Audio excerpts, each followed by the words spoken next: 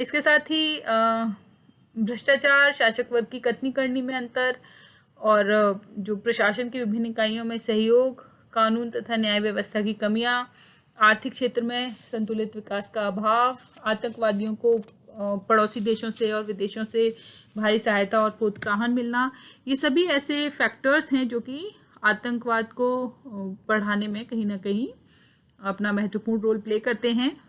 आतंकवाद की रोकथाम के उपाय की यदि हम बात करें तो उत्तर पूर्वी भारत में लगभग 35 वर्षों से आतंकवाद की स्थिति देखने के लिए मिल रही है। पंजाब, दिल्ली में लगभग पिछले 20 वर्षों से हमें आतंकवाद की जो स्थिति है वह हमें देखने के लिए मिलती है। तो इसके लिए अनेक उपाय किए गए हैं। आतंकवाद और विध्वंसकारी जो गतिविधि हैं इनको रोकने के लिए टाडा कानून बनाया गया और जो कि मई 1985 में बनाया गया था। और ये इनमें इसके जो आतंकवाद को रोकने के लिए जो कानून बने उनमें टाडा निश्चित रूप से सबसे महत्वपूर्ण कानून है और इस कानून ने आतंकवाद की रोकथाम में महत्वपूर्ण भूमिका निभाई। टाडा को लागू करते समय यह आशंका व्यक्त की गई थी कि इस कानून का प्रयोग राजनीतिक उद्देश्यों से किया जा सकता है और व्यवहार में कुछ राज्य सरकारों ने ऐसा किया भी। ऐसी स्थिति में यह मांग की गई कि 23 मई 1995 को टाडा को की अवधि समाप्त होने पर इसे आगे नहीं बढ़ाया जाना चाहिए और इस प्रकार जून 95 से टाडा कानून को बंद कर दिया गया। इसके साथ ही आतंकवाद निरोधक कानून पोटा जो कि मार्च 2002 में लागू किया गया था और सितंबर 2004 में इसको समाप्त कर दिया गया। यह भी कानून जो है आतंकवाद को नियंत्रण करने में काफ़ी प्रभावी शस्त्र सिद्ध हुआ, लेकिन स्थिति यह का एक अन्य पक्ष यह भी था कि कुछ राज्य सरकारों ने पोटा का राजनीतिक उद्देश्यों के लिए प्रयोग किया और मई 2004 में गठित संयुक्त प्रगतिशील गठबंधन की सरकार ने इस कानून को समाप्त करने का संकल्प लिया और 21 सितंबर 2004 को इसे अध्यादेश के माध्यम से निरस्त कर दिया गया।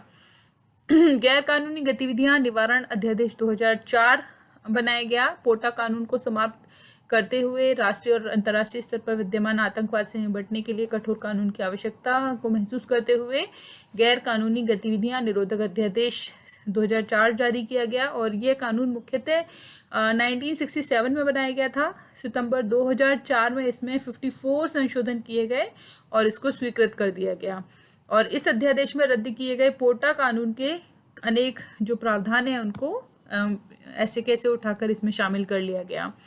इसके साथ ही आतंकवाद विरोधी विशेष पुलिस दल और कुछ सैन्य दल की व्यवस्थाएं की गई और आतंकवाद के बढ़ते खतरे से निपटने के लिए देश ने अनेक विशेष इकाइयों का गठन किया।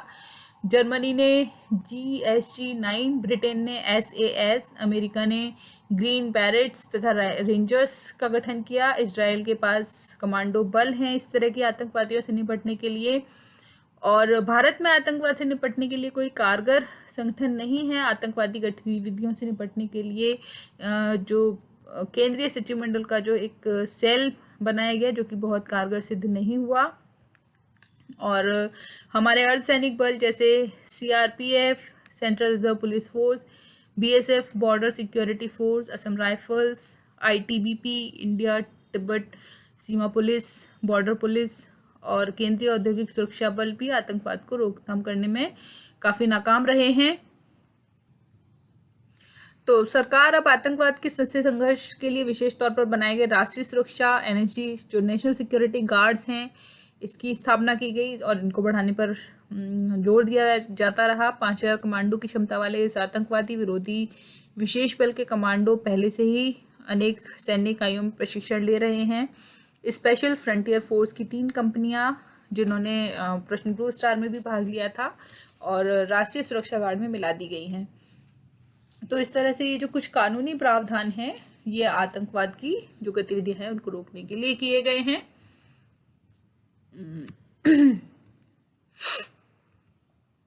इसके साथ ही आतंकवाद की समाप्ति या आतंकवाद को नियंत्रित करने के लिए कुछ उपाय या कुछ सुझाव भी हम जरूर डिस्कस करेंगे। भारतीय लोकतंत्र और भारत राष्ट्र के लिए आतंकवाद एक बहुत गंभीर चुनौती है। आतंकवाद सामाजिक, सांस्कृतिक, राजनीतिक, आर्थिक विविध आयामों वाली एक गंभीर समस्या है। इसे नियंत्रित करने के लिए सभी स्तरों पर प्रयत्न किए जाने की आवश्यकता है। और इसके लिए जो कुछ सुझाव हैं वो हैं कि राष्ट्रीय समस्याओं हेतु आम सहमति तैयार की जाए। आतंकवाद केवल कानून और प्रशासनिक व्यवस्था का ही प्रश्न नहीं है, बल्कि इसका एक प्रमुख पहलू राजनीतिक है। अतः आतंकवाद से निपटने के लिए राजनीतिक स्तर पर प्रयास किए जाने चाहिए। चाहे असम समस्या हो, पंजाब समस्या हो या जम्मू कश्मीर समस्या हो, आवश्यकता इस बात की है कि दलीय हितहित और चुनावी हितहित को ध्यान में रखते हुए समस्या के प्रारंभिक स्तर पर ही उनका समाधान ढूंढा जाए। समस्याओं को टालने से वे हल नहीं होती बल्कि गंभीर रूप ले लेती हैं। अतः उनकी जो समस्याएं हैं उनके समाधान के लिए आम सहमति बनाए जाने की आवश्यकता है। कानूनी और न्याय व्यवस्था में महत्वपूर्ण सुधार किए जाने की आवश्यकता है। और आज के यदि हम देखें तो जो साधन संपन्न अपराधी के लिए कानून और न्याय के शिकंजे से मुक्त रहना भारत में बहुत सरल है। और इसमें विडंबना यह है कि हम 21वीं सदी में जाने की बात कर रहे हैं और 19वीं सदी की जो उबाऊ व्यवस्था है उसके आधार पर हम कार्य कर रहे हैं। तो आतंकवाद को नियंत्रित करने के लिए अपराधी के लिए लगभग तत्काल दंड की व्यवस्था को अपनाते हुए जो साधारण जनता है उसके मन मस्तिष्क में कानून और न्याय व्यवस्था के प्रति विश्वास जगाने की आवश्यकता है। अपराधी तत्वों में अनिवार्य रूप से जो भय है उस भय को उत्पन्न करने की आवश्यकता है। पुलिस और सुरक्षा बलों के आधुनिकीकरण की आवश्यकता है।